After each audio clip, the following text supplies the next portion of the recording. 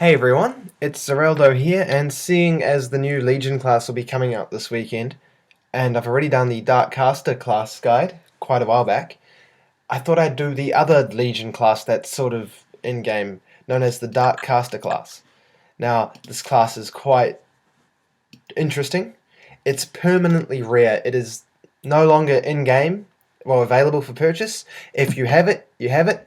And if you don't have it now, you can never get it. I repeat, if you do not have it, you can never get it. It is no longer available in-game. Sorry, but there are some people that just don't seem to understand that concept.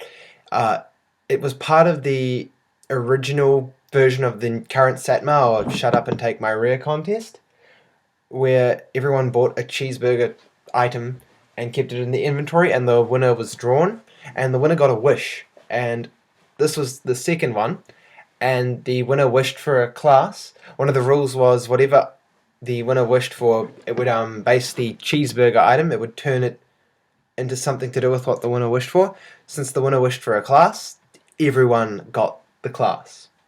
And yeah, it is Legion themed. It's a battle pet class. It's interesting. So you can't get this class anymore. I hope you understand that.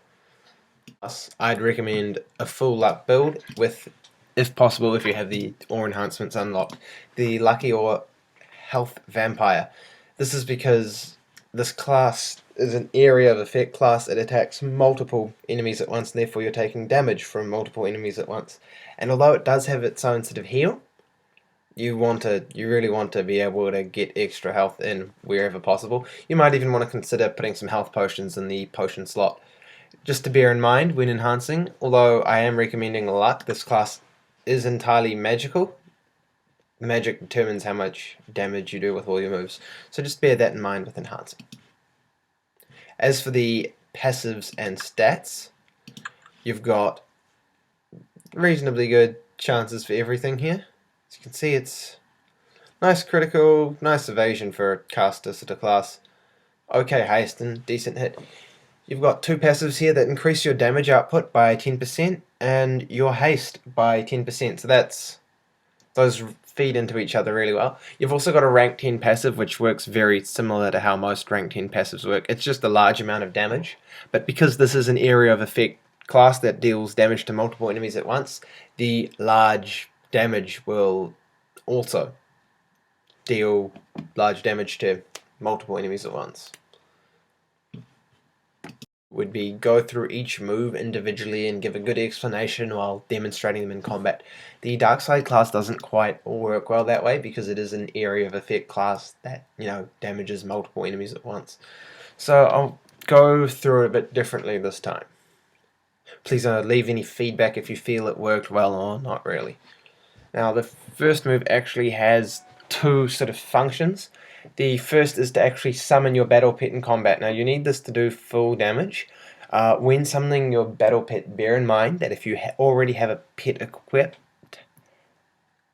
you won't be able to get your battle pet. Now that could be a problem unless your pet's a battle pet.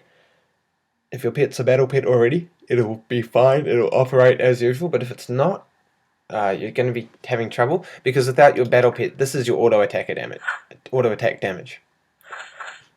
Not very high. And there's your crit. I am using a stable damage range just for the record. So that's what you want to avoid. Once you're ready, just summon your battle pet like so, and you get the Hate Wolf, which is what this pet's called. And now you attack, and you've got your normal damage range back. Worth noting is that this move also does double damage now that the pet's actually active. I think it was just affecting double damage before. So if I put that on, all of a sudden we're hitting higher and we're happier people. Because that's totally how it works. Now, as well as the double damage boost, you've actually got a second thing here, Dark Power for 15 mana, and it's got a 6-second cooldown. Now, this lets you hit several enemies at once. It increases the amount of damage you do, and it stacks 5 times, each stack equating to more damage. So you've actually got two sort of damage things that play into each other. Now this is dangerous because you've got multiple enemies attacking you, as much damage as you'd like to do. So you really need to use Blood Boil over here at the same time as Blinding Pain, which also costs 25 mana but has a longer cooldown. Now, this does medium damage to all enemies and has a 50% chance to stun them all for 4 seconds.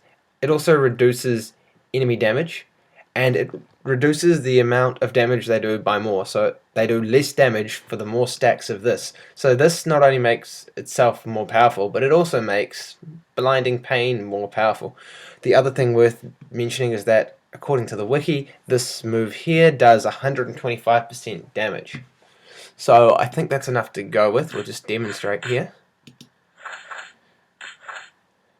So taking less damage, doing more, it's nice. And then we'll just start doubling here.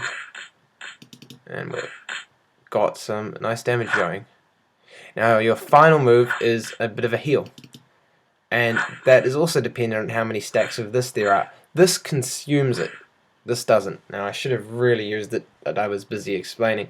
However, it also restores MP, which is good with this class because it does run out. However, the problem here is that it slows your haste dramatically and you don't get to attack nearly as much. And you'll see what I mean in a second. We'll just do some damage and wait till we get closer to needing a heal. I think... that's close enough. So with a few stacks, you don't get much of a heal. I could have gotten more stacks. As you can see, the auto attack is not happening that much. Another thing to remember is that the auto attack sometimes comes from the wolf and sometimes comes from you. So if it doesn't look like you're attacking, I wouldn't worry too much. It's just how it is. Just rest up, and I'll try to demonstrate the heal a bit better this time.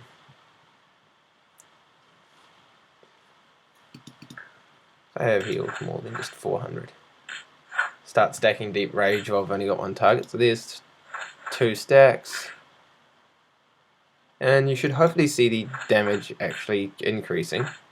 Got 3, 4,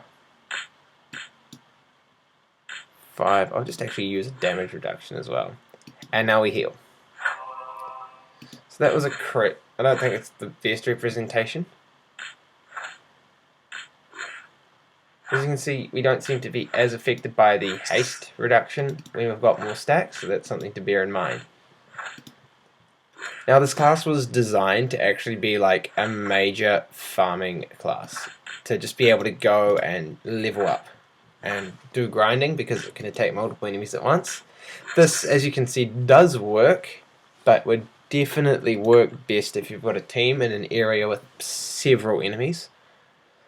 You wouldn't really want to be fighting with too many other area of effect classes because that would be competition, and you might find yourself with less kills. Just remember this double damage thing. You can just use this without getting anything, so make sure you at least have 1 stack, just as a friendly reminder. It certainly serves its function well. This isn't the kind of class you'd want to bring for one-on-one PvP, unless you're that kind of guy, in which case you're more daring than I. As you can see, the heal really isn't brilliant, but it helps. And it does give MP back too. But in a Blood Rut rule, this thing could pack in a bit of a punch, especially if you're facing multiple people. You just start stacking the crits and see how that goes for you.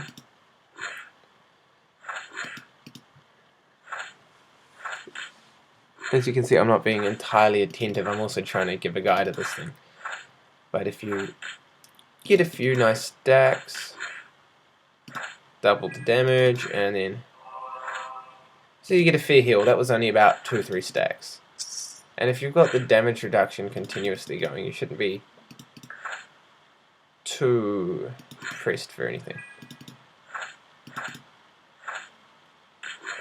So I think I'll conclude it there. You can see it is a nice, interesting class. It's not the best out there, but it fits its purpose very well. And it's nice to see classes like this that are actually custom for a specific purpose rather than trying to be multi-purpose. I hope it's cleared up any issues for people with the class that are trying to use it, and I hope that if you don't actually have the class, it's given you insight into something you don't have. Until next time, see you later.